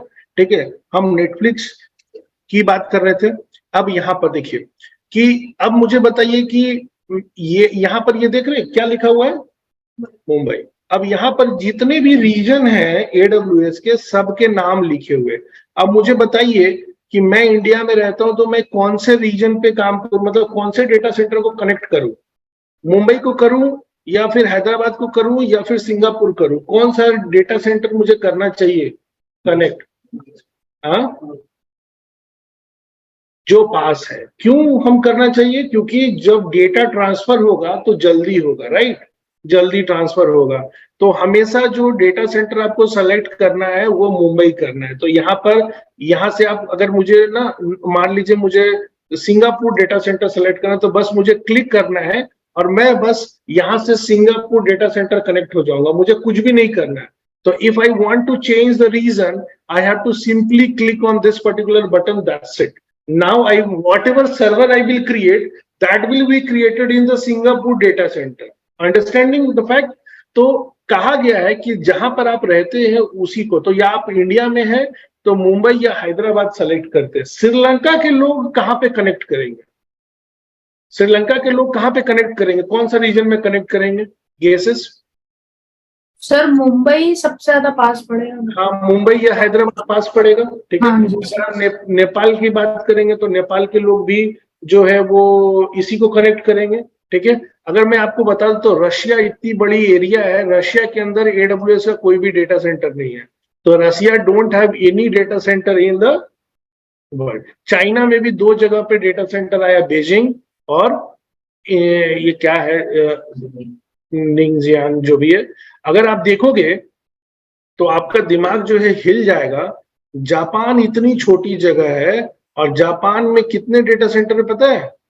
ओसाका में 3 और ओसाका में 3 और ये है किसमें, टोक्यो के अंदर कितने हैं? 4। टोटल कितने हुए? 7। इंडिया से भी ज्यादा है, सोचिए। तो समझ पा रहे कि कोई भी बंदा दुकान तो ऐसे ही नहीं खोल देगा, अगर दुकान खोलेगा नहीं चलेगा तो वो कैसे काम करेगा? ठीक है, तो ये सारी चीजें आप देखिए, यहाँ तक ये क्लियर है सब लोगों को? देखिए यहाँ पर भी न्यूजीलैंड में ऑकलैंड में ओपन हो रहा है, सिडनी में ओपन कर रहा है, लॉन्च कर रहे हैं। ठीक है, प्लस ये चीज है। और मैं आपको बता देता हूँ कि ये जो पूरे इनके जो पूरे डेटा सेंटर है ना, सब एक दूसरे से जुड़े हुए हैं।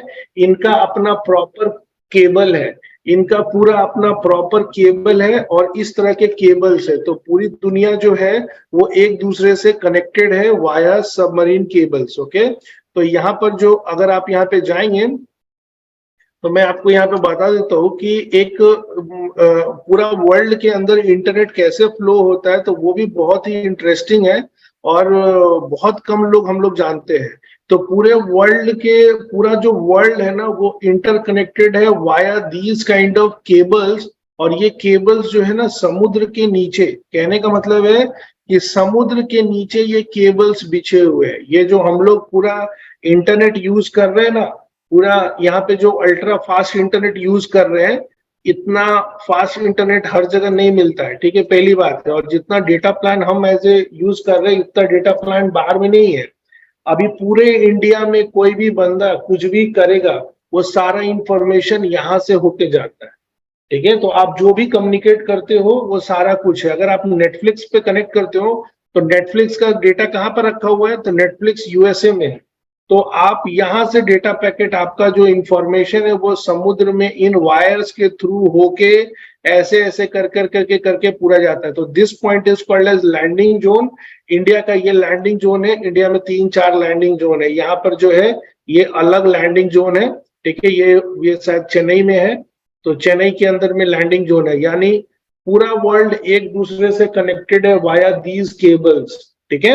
अगर किसी केबल्स के ऊपर में क्लिक करोगे तो ये केबल, एक केबल को बहुत सारी कंपनीज जो है मेंटेन करती है। तो अगर मैंने एक पर्टिकुलर केबल को कनेक्ट किया, देखिए एक केबल जो है कहां से कहां तक जा रहा है, यानी जापान से लेकर साउथ कोरिया से ये सबको कनेक्ट करते हुए यूनाइटेड किंगडम तक कनेक्ट कर रहा है। और इस केबल को कौन मेंटेन कर रहा है?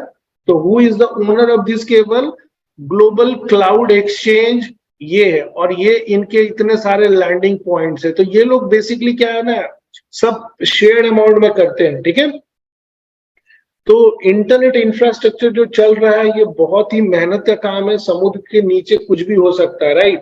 तो वायर्स को, और ये जो वायर्स है ना, बहुत जाड़े जाड़े वायर्स होते हैं, इतना मोटा वायर होता है एंड उतना मोटा वायर है, लेकिन इसके अंदर जो एक्चुअल जो डेटा ट्रांसफर होता है इतना ही पतला में होता है। And that is the outer boundary is just for cover, वो तो शील्ड के लिए है, ठीक है। तो अपन इस, मेरा कहने का मतलब क्या है कि AWS के जितने भी डेटा सेंटर हैं पूरे वर्ल्ड में, सारे डेटा सेंटर फिजिकल वायर से कनेक्टेड है। फिजिकल वायर से कनेक्टेड है, एक्चुअली उनका अपना तार है। कहने का मतलब है इतने पैसे लगे हुए हैं कि आप सोच भी नहीं सकते। हम और आप इसके बारे में इमेजिन ही नहीं कर सकते। इतने पैसे लगे हुए हैं इन वायर्स को बिछा के कनेक्ट करने के लिए, सो दैट कि पूरा जो है डेटा ट्रांसफर फास्ट हो, ठीक है। यानी AWS का अपना तार है पूरे वर्ल्ड में, ठीक है। तो now you know what is availability zone, what is region, okay. हर रीजन के अंदर में 2 डेटा सेंटर मिनिमम होते हैं। हर रीजन के अंदर में 2 डेटा सेंटर होते हैं। क्यों होते हैं? क्योंकि मान लीजिए कि किसी एक रीजन के अंदर एक ही डेटा सेंटर होगा और ये डाउन हो गया तो सब कुछ क्या हो जाएगा? बंद हो जाएगा। इसलिए मिनिमम किसी भी रीजन में मिनिमम कितने डेटा सेंटर होने चाहिए? 2। तो minimum we should have minimum 2 availability zone needs to be there in a region, correct है ना। कुछ लोग जो है AWS के बारे में सवाल उठाते हैं कि सिक्योरिटी नहीं है, ब्ला ब्ला, ऐसा नहीं है, वैसा नहीं है, ऐसा करके बहुत सारे लोग बोलते हैं। तो AWS का अपना एक और क्लाउड है जिसको बोलते हैं गॉव क्लाउड। क्या बोलते हैं? गॉव क्लाउड। ये जो क्लाउड है ये नॉर्मल लोगों के लिए नहीं है, ये सिर्फ जो है ये बड़े बड़े कहने का मतलब है ये बड़े बड़े गवर्नमेंट एजेंसीज के लिए है। तो कहने का मतलब है, मैं आपको समझाने की कोशिश करता हूँ, 1 मिनट दीजिए।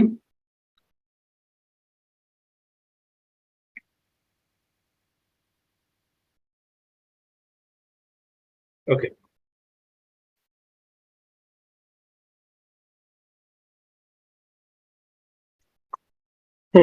सो AWS के अंदर में एक और क्लाउड है जिसको बोलते हैं क्या? गॉव cloud.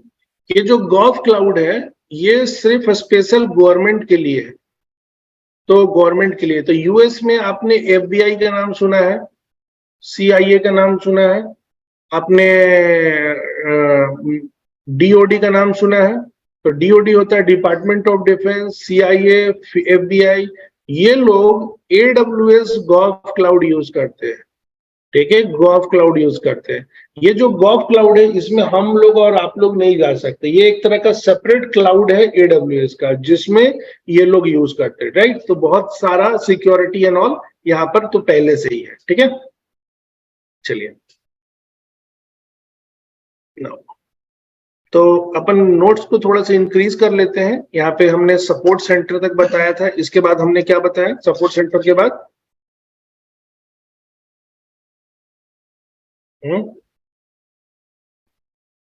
Data centre it's a huge big building where lots of server are stored, okay. Now यहाँ पर data center equals to availability zone, ठीक है। और अगर रीजन की बात करें तो रीजन बोले तो क्या होता है, ग्रुपिंग ऑफ अवेलेबिलिटी जोन, ठीक है। कितने का ग्रुप होना चाहिए minimum? Minimum 2. Very good. Okay, now इसके बाद जो है इसके बाद जो हम एक और पॉइंट यहाँ पे लिख रहे हैं वो ये है कि अपना एक और पॉइंट यहाँ पे लिखेंगे, यहाँ पर लिखेंगे कि अगर हम इंडिया में बात करते हैं, इंडिया AWS इंफ्रास्ट्रक्चर प्रोस्पेक्टिव, ठीक है। तो इंडिया AWS इंफ्रा की बात करते हैं तो AWS का यहाँ पर 2 रीजन है। तो 2 रीजन वी हैव। रीजन जो है वो एक तरह का लॉजिकल है, बस एक ग्रुपिंग है। रीजन बोले तो कुछ फिजिकल नहीं है, रीजन बोले तो वर्चुअल है, ठीक है। तो बस ये सर्कल किया हुआ है कि 2 रीजन है, 2 रीजन में आपका एक रीजन उनका कौन सा है, मुंबई। और मुंबई के अंदर में 3 डेटा सेंटर है, AZ1 और इसके बाद है AZ2 AZ3। तो AZ1 AZ2 AZ3, ठीक है। अब दूसरा जो रीजन है वो कौन सा है, हैदराबाद। हैदराबाद के अंदर में भी इनके 3 डेटा सेंटर है, AZ1 AZ2 और AZ3।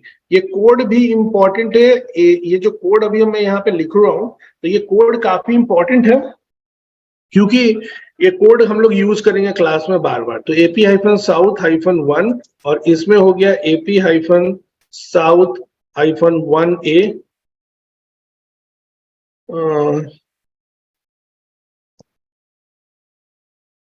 1B 1C, getting?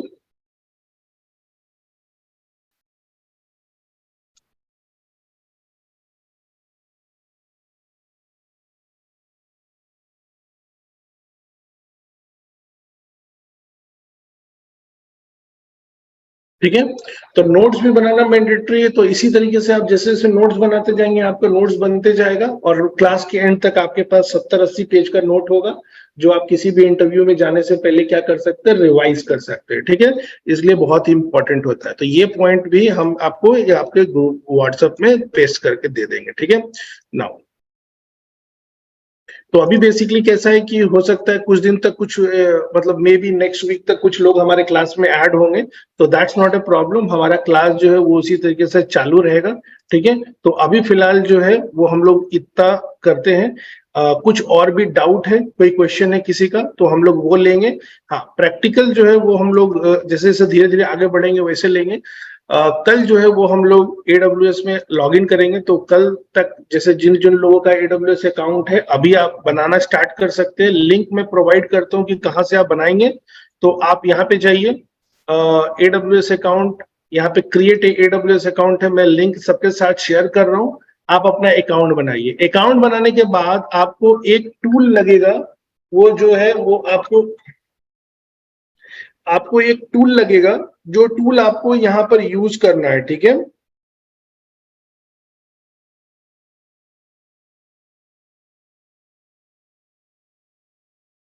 Okay, तो यहाँ पर ना जैसे कि एक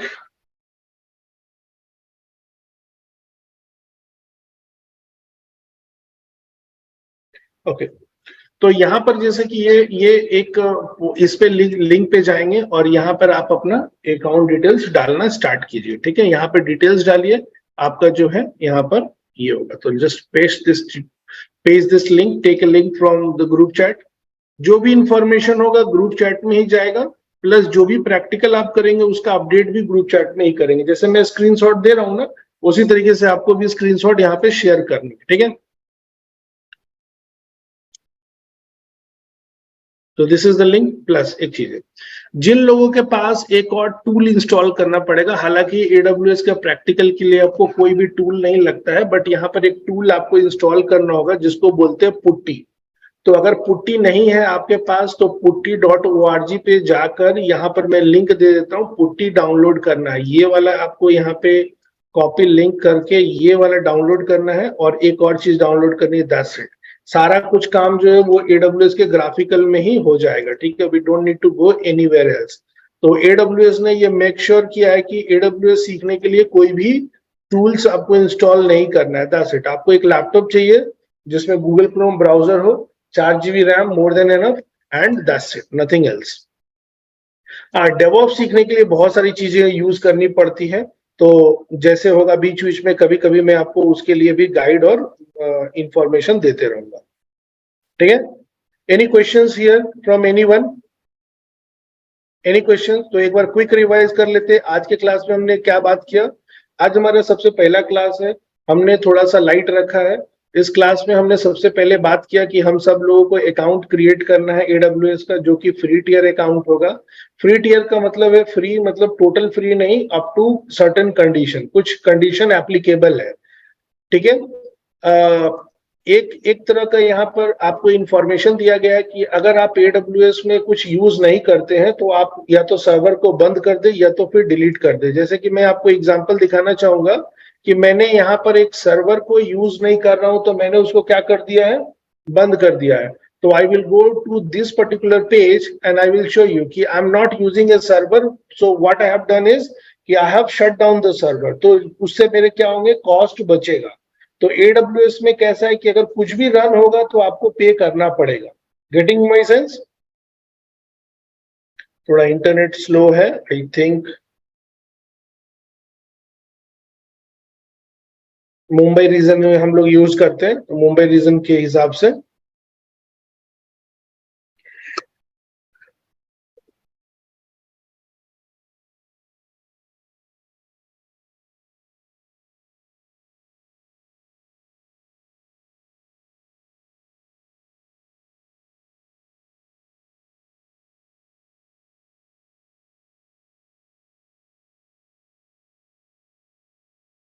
देखिए, what is the status of the server? Stopped. So server is in stop condition, right? So if I'm not using it, I can stop the server. ठीक है, like this. Okay. दूसरा पॉइंट हमने बात किया बिलिंग के ऊपर कि AWS भाई पैसे कैसे लेगा। तो AWS जो है सबसे पहले उसका क्या है, पोस्ट पेड बिलिंग है, यानी पहले यूज करो बाद में पैसे दो। बिलिंग साइकिल उनका कैसा है, मंथली है, तो मंथली बिल आता है, ठीक है, मंथली बिल्स आते हैं, ठीक है, मंथली बिलिंग साइकिल है, बिलिंग CYCLE। अब कैसा, पे एज यू गो मॉडल है, जितना यूज करोगे उतना पे करना पड़ेगा, ठीक है। If your bill are due for more than 3 months, then your account will be blocked, you will not longer will be applicable for logging. हमने सर्टिफिकेशन की बात करी, तो हम यहाँ पे जो सर्टिफिकेशन पे फोकस कर रहे हैं वो AWS certified solution architect associate certification है। और इस सर्टिफिकेशन में, ये सर्टिफिकेशन की तैयारी आपको कब करनी है, जब हमारा कोर्स कंप्लीट होते रहेगा उसके टाइम पर मैं आपको गाइड करूंगा। ये जो सर्टिफिकेट है इसमें 65 क्वेश्चंस आएंगे, 130 मिनट आएगा। मैंने मेरा सर्टिफिकेशन 2016 में किया था, ठीक है, और वो एक्सपायर हो गया, उसके बाद फिर जरूरत ऐसा नहीं है, ठीक है। तो 65 क्वेश्चन आएगा, 130 मिनट का समय मिलेगा, ऑब्जेक्टिव मल्टीपल चॉइस क्वेश्चंस होंगे। सर्टिफिकेशन का पैसा अलग से लगेगा, $150 आज के हिसाब से कुछ 12-13 हजार रुपए होता है, plus GST 18% plus currency conversion charge, ठीक है। कोई रीटेक नहीं है, एक ही अटेम्प्ट मिलेगा, 2 साल के लिए सर्टिफिकेशन वैलिड रहेगा। सर्टिफिकेशन करने से आपके रिज्यूमे में वेटेज बढ़ता है, ठीक है। अलग अलग तरह के सर्टिफिकेशन है, मैं आपको आगे के क्लास में बताऊंगा, ठीक है। तो एक कंप्लीट लिस्ट ऑफ सर्टिफिकेशन है कि अगर आप लिनक्स का सर्टिफिकेशन करना चाहते हैं तो RSCE कर ले, RSCHE, तो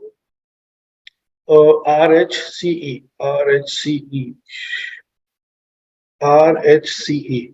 तो एक टाइम था, आज से 12-13-14 साल पहले एक टाइम था कि जिस बंदे के पास ये सर्टिफिकेशन होता था लोग उसको बुला के जॉब देते थे। ये लिटरली झूठ नहीं है, ये सच है। जिनके पास सर्टिफिकेशन होता था, आज नहीं, आज से 12 साल 13-15 साल पहले की बात है कि जो लोग रेड हैट सर्टिफाइड हुआ करते थे उनको बुला के जॉब देते थे, ठीक है, कि आओ और जॉब लो, ठीक है। तो अगर आपको लिनक्स में अगर कोई सर्टिफिकेशन करना है तो लिनक्स में जो बेसिक सर्टिफिकेशन है उसके ऊपर भी ध्यान कर सकते हैं, क्योंकि देखिए आपको सिर्फ AWS नहीं पढ़ना है, आपको पूरा कैरियर बनाना है। तो कैरियर बनाने के लिए आपको हर डायरेक्शन के अंदर मेहनत करना पड़ेगा। तो AWS का सर्टिफिकेशन अगर आपको करना है तो AWS सर्टिफाइड सिस्टम एडमिनिस्ट्रेटर का सर्टिफिकेशन कर सकते हैं। इसके बाद जो है वो आपका जो दूसरा सर्टिफिकेशन है वो कौन सा है, AWS certified solution architect associate है। नंबर 2 सर्टिफिकेशन जो है जिसके लिए आप इनरोल हुए वो है नंबर 2, ठीक है। तो नंबर 2 तो मैं आपको करवा दूंगा, नंबर 1 है उसके लिए आपको थोड़ा मेहनत करना पड़ेगा, ठीक है। तो नंबर 2, नंबर 3, क्या सर इसके बाद भी कोई सर्टिफिकेशन करना है क्या? तो बिल्कुल इसके बाद भी सर्टिफिकेशन कर सकते हैं। जितना ज्यादा पैसे चाहिए जॉब में, अगर आप चाहते हैं कि 20 लाख मिले, 30 लाख मिले, तो उसके हिसाब से मेहनत भी दिखानी पड़ेगी। और इसके बाद जो तीसरा नंबर का सर्टिफिकेशन है वो है टेराफॉर्म का सर्टिफिकेशन, ठीक है। तो उसके बाद है टेराफॉर्म का सर्टिफिकेशन। तो हो सकता है अभी आपको इसके बारे में नहीं पता, बट ठीक है, जान जाएंगे धीरे धीरे करके। तो तीसरा नंबर का सर्टिफिकेशन जो है वो टेराफॉर्म सर्टिफिकेशन है।